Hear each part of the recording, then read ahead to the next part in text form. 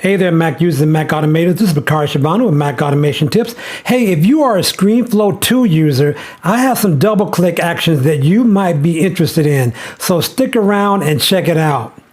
So yes, you know, about a couple of months ago, I did a review of the new improved Screenfloat, and it has a boatload of features and things of that sort to help you manage your screenshots. And this particular one, I want to kind of go in more depth about the double-click actions that you can use, and those double-click actions have been upgraded. So let's take a look at it here. So basically, just a quick reminder, Screenfloat is, it's a screenshot application. So you can take a screenshot here, like we did right here. And what it does differently than most screenshot applications is that it floats the screenshot if you wanted to, right? So you just float it here, and you can have it on your, oops, it went away because I clicked on it here. Let me do it again. Oops, got to go on my, okay. And here we go. So we're going to click on it. And so when you click on it, and you have the screenshot and it floats. So I use this a lot, almost every day, for all types of reasons. And so what I want to do today is talk about what do you do after you take the screenshot, and how can you use what's called double clicking to do certain things with the screenshot here. So for example, let me give you an example. Typically when I take a screenshot, you do the double click, and what happens is, where I have it set up is my folders that I have inside my Screenfloat library, I can save the screenshot to a particular folder. So I can save it to here, right here, and then it'll just go away, right? Now, the reason why I have it set up like that, or just how I got it set up, is if I do a screenshot and I do not hold down a modifier key, basically it will show the folder menu, right? And then it will close the shot right here. Now, as you know, if you're using Screenfloat 2, you know that you can do all kinds of things. You can choose what you want to happen when you double click on a screenshot. So you can have it, copy something. You can have it export, resize the shot. You can have it rotate. You can do the annotate shot. It's a whole bunch of things you can't even see right now. I can't even show you within this recording. But you know that if you use this, that you're familiar with this, right? And so you can set it up to do that. And this one here is based upon not holding down a modifier key.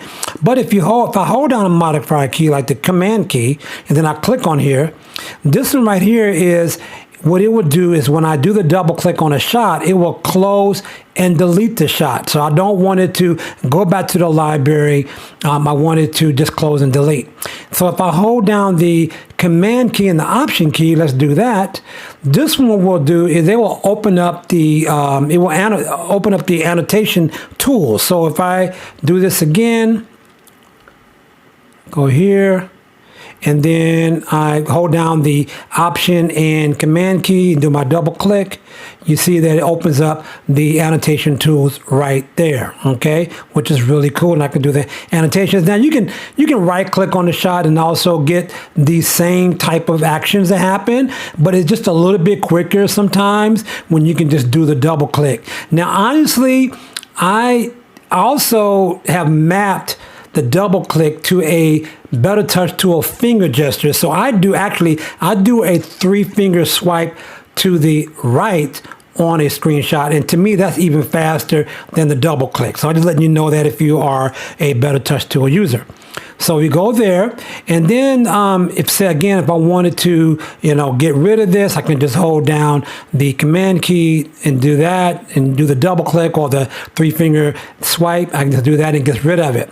Another one that I use is I hold down the option key and click on it.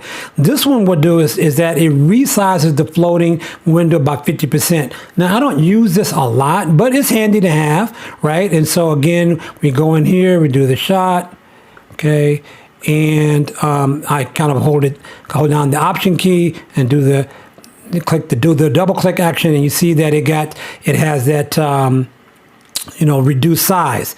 Now, again, you can always right click, and you can also, you can choose whichever actions you want as well, but it's nice if you want some really quick actions here. Now, one of the things that I do on this right here, where it has no modifier key, sometimes, like yesterday, I was in a meeting and I was taking a lot of screenshots from the Zoom, so I switched this show folder menu to a particular folder so that the shots would go to automatically to that folder that I was doing, and then I came back and switched it back to show folder menu, right? So that's the way that you can do that. And so this is just a really quick, fast way to keep your shots managed. And one of the things I really like about the version 2 is that, you can really manage your shots really easy. Let me try to bring up, let's bring up the library here. And I hope I don't be showing too much private stuff in here, but I'm going to bring it up anyway. Let's see here. Show browser. All right. So here's some shots here, and then I have a lot of shots, and so let's see if I can bring this in there. It might not be able to, there you go. All right. So one other thing I want to show you here is if you take a lot of shots, you have all your shots here, but I have a one called not in folders, and what that means is I set up a rule. Let me see if I can pull it up.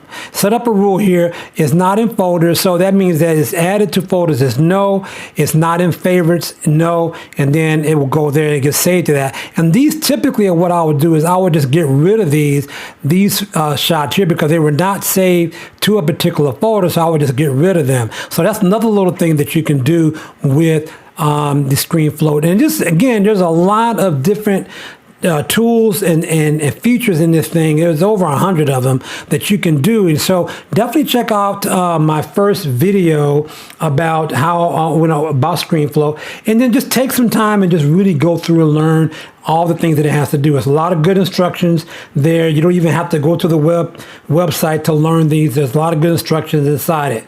So if you enjoyed this video, definitely give it a thumbs up. And if this is the first time you have followed me or come to my channel, definitely give me a follow. And I would love to hear from you in the comments. Thanks a lot. See you in the next one. Take care.